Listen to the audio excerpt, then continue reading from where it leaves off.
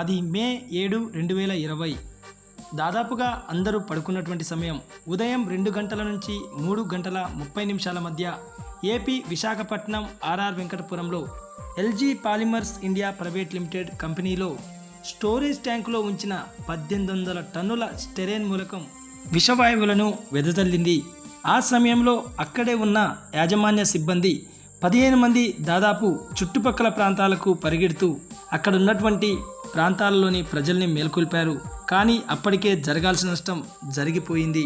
Company చుట్టుపక్కల ఆ వాయు ప్రభావం దాదాపు 15 కిలోమీటర్ల వరకు ఉండడం వలన 5000 మంది వరకు ఎఫెక్టివ్గా మారింది. పూర్తి స్థాయి వివరాలు, ఏం జరుగుతుంది, ఎంతమంది చనిపోయారు, ఎంతమంది కోలుకునే అవకాశం ఉంది, ఇంకా తెలియాల్సి ఉంది. LG Polymers India Private limited company ప్రధానంగా ఈపీఎఫ్ అనే ఒక ప్లాస్టిక్ మెటీరియల్ తయారు చేస్తుంది. ఈపీఎఫ్ అనగా ఎక్స్పెండెడ్ పాలిస్టెరిక్ ఫామ్. ఈపీఎఫ్ మనం సర్వసాధారణంగా చూస్తూ ఉంటాం.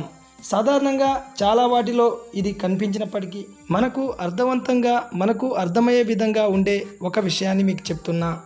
జనరల్గా మనం టీవీలను కానీ, ఫ్రిడ్జ్లను కానీ, వాషింగ్ మిషన్లను కానీ తరలించేటప్పుడు వాటి అడుగు భాగంలో కనిపించేటటువంటి థర్మాకోల్ లాంటి ఈ మధ్యకాలంలో ప్లాస్టిక్ పదార్థం, వేరే పదార్థం కనిపిస్తుంది.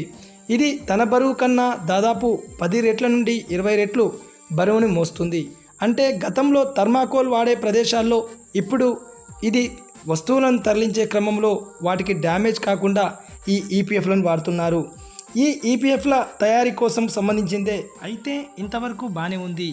ఈ స్టిరైన్ అనేది పాలిస్టిరైన్గా మారడానికి వ్యాపరైజేషన్ అనే ప్రక్రియ గురి కావాల్సి ఉంటుంది. అయితే ఈ వ్యాపరైజేషన్ జరుగుతున్నంత విషవాయువులు వెలువడతాయి. ఇలా విషవాయువులు రావడాన్ని, అలా వచ్చినటువంటి వాయువులను ఒక దగ్గర స్టోరేజ్ చేసి దాని గాఢత నిదానంగా మెల్లమెల్లగా తగ్గించి రిలీజ్ చేస్తారు. కానీ ఇప్పుడు ఆ ప్రాసెస్ చేయకపోవడం వల్లనే ఈ విధంగా విషవాయువులు వెలువడి అక్కడ ఉన్నటువంటి విశాఖపట్నం పరిసర ప్రాంత ప్రజలు, ఆర్ఆర్ వెంకటపురం ప్రజలు ఇబ్బందులు పడ్డారని చెప్పుకోవచ్చు. కొన్ని రోజుల పాటు స్టోరేజ్గా ఉన్న ఈ స్టెరాయిన్ను ఆటోమేటిక్గా పాలిమరైజేషన్ కావచ్చు. ఈ పాలిమరైజేషన్ తర్వాత వ్యాపరైజేషన్ జరిగి ఉండవచ్చు. ఆ తర్వాత గ్యాసెస్ ప్రెషర్ వల్ల స్టోరేజ్ దాటి అవి బయటికి వచ్చాయని నిపుణులు భావిస్తున్నారు. అయితే చాలామందికి ఒక సందేహం ఉంది, జనజీవన స్రవంతిలో ఈ కంపెనీ అక్కడికి ఎలా వచ్చిందని. యాక్చువల్గా 1961లో ఈ కంపెనీకి పునాదులు ఉన్నాయని చెప్పుకోవచ్చు.